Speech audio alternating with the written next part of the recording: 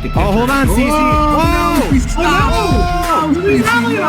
Lucas. Look at the cocks re-breaking. What happened to that horse? The cock juice is flowing today, boys.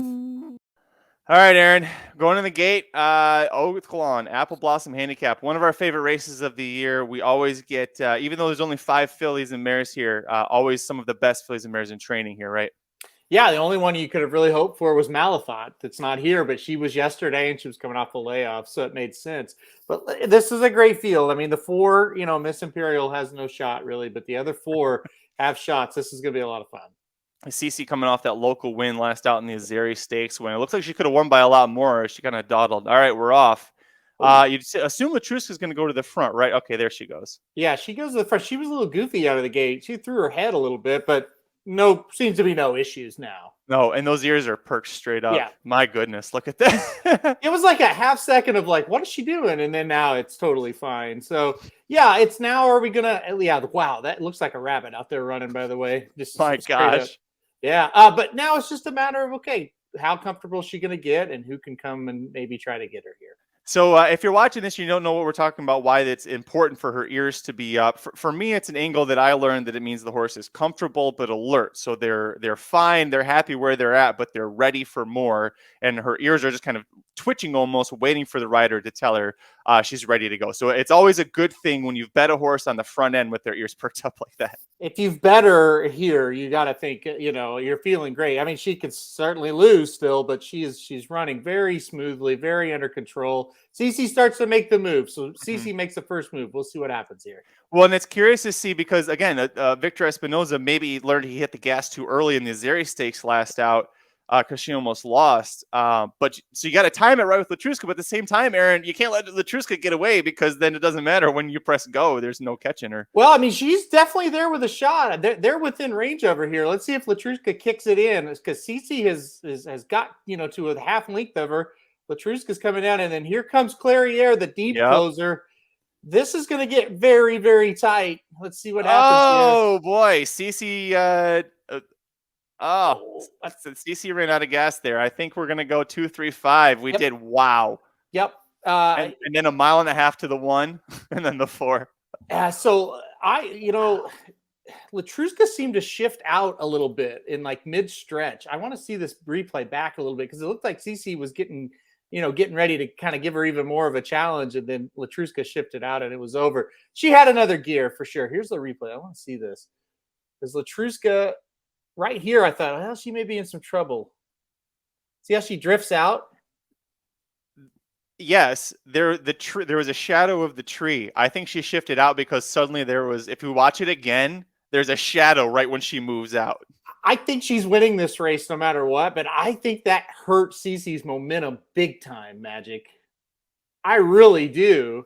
Because it's like Cece, it was a very slow gain, but she seemed to be in it. And then when that horse shifted out, she seemed to kind of just take back a little bit. Not completely unlike if you saw Secret Oath in the Arkansas Derby, kind of when Cyberknife started almost the same spot as Letruska, about midway home, started shifting out a little bit and kind of block the path. And sometimes that can just, break a horse's heart. Before we see the replay again, while we're holding, hell of a race. I mean, we have three of the top 5 or 6 older dirt females in this race. And Clairiere, CC, take nothing away in defeat, right? Yeah, honestly, Clairiere, you should give her a nice pat on the head when she gets back. I thought she ran very well. Listen, when you let that horse like Letruska get away that easy with the fractions and nobody around you, you're never going to beat her. I mean, it's just that simple. You're just not ever going to get to a good horse like that. They're not going to stop. And you saw it. They got to her. They made their moves, but then she had a lot more left in the tank because she was running unopposed and on an easy lead the whole time. So a really nice win. Horses like Letruska make their own trips. They have that kind of speed, and that's what makes them dangerous. And horses like Clairiere, that's why they're always going to be dependent on another horse to go out there with them. Clairiere, if she gets a pace set up, if somebody softens Letruska up, she may be able to beat her down the road, but there was just very little chance she was going to do it today with that kind of setup. She becomes the, I believe, the fourth the fourth multiple winner of this race. And it's also, we talked about Ce Ce. She won the Apple Blossom last out. Ce Ce also won this race 2 years ago. And you've got Clairiere, grade 1 winner as well. So extremely talented group here. Love to see what happens as we move forward. Malathat, you mentioned, wins the Double Dog Dare Friday at Keeneland. So she's going to meet up with Letruska at some point this year. But we say this every time after the Apple Blossom, Aaron. This older filly and mare dirt division, this is fun. This is going to be a fun year. It is. You got to think Malathat would have been right there with him. I don't know. I don't think she would have beat Letruska today. Like I said, I don't think hardly anybody's going to beat Letruska with that trip. But you got to think Malathat would be right there with Ce Ce, Clairiere, be in the mix to get second. And, maybe Ce Ce gets second if Malathat hadn't kind of shifted out like that. I'm very surprised they didn't even look at that. I guess, she was clear of her, so maybe they didn't think it really caused any kind of an issue. But these horses are really good. Ce Ce's probably better. Well, I don't think probably is better. I think at 7 furlongs, won the Breeders' Cup Filly Mare Sprint. So she was kind of doing something that maybe she doesn't want to do. But boy, with Clairiere, you got to think mile 16, she's just getting going. They need to get her back to a 1 1/8 as quick as they can. Probably, I would guess maybe the Fleur de Lis Stakes at Churchill Downs in June. That's a big race, 1 1/8, and it's a Breeders' Cup winning you're in for the distaff, which is the goal for both Letruska and Clairiere. Letruska last year was the favorite in the Breeders' Cup distaff. Remember, had that wicked hot pace and completely folded. But trainer Fausto Gutierrez said they brought her back at age 6, with that race again being the goal. It's going to be at Keeneland this year. So this win at Oaklawn sets her up well. Last year, Aaron, she went from this race to the Ogden Phipps Stakes, which is another winning you're in, and that's at Belmont on the 16th. We don't know yet. They literally are just unsaddling her, bringing her to the winner's circle. But do you think that's the logical next spot for her? I think so. I think you're going to see a little bit more easy of a campaign. If you remember, they kind of, she had already won at Sam Houston before she came up and then ran in the Azeri, then ran this race, then the Ogden Phipps, and then was at Churchill, and then was at Saratoga, on and on and on, right? Then went to Keeneland. So, last year it was kind of the, holy shit, she's really good. We got to get as many wins as we can out of her. And then the Breeders' Cup disaster struck. This year, you're certainly going to see a more spaced out, more patient, hey, we know how good she is. Let's try to get the Breeders' Cup this year. Let's work backwards from that.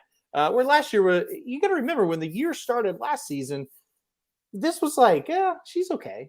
That's right. And then she beat Monomoy in this race last year, and everybody's like, oh, God, she might be a monster. So anyway, long story short, yes, that does make sense. It's nice spacing. And then you would probably expect Saratoga next, space those races out a little bit more. Long-term goal this year, hey, Breeders' Cup, let's try to get it. Yep, I would guess probably after the Ogden Phipps, we take a little bit of a break and then go personal ensign at Saratoga in August. Come back to Keeneland for the Spinster, a race that she won last year, and we're set up for the Breeders' Cup distaff. Let us know below in the comments, what do you think about Letruska and the rest of the field here moving forward? Love to hear from you. Hit like before you leave. Subscribe to our channel. Head over to racenews.com for all of the free picks for every race, every track, every day across America. We'll see you at the track. This has been a presentation of RacingDudes.com, your destination for all things horse racing and sports betting. Whether you want free winners, expert insider picks, up-to-the-minute trackside weather reports, or podcasts and videos for bettors of all skill levels, never make another wager without visiting the Racing Dudes. First,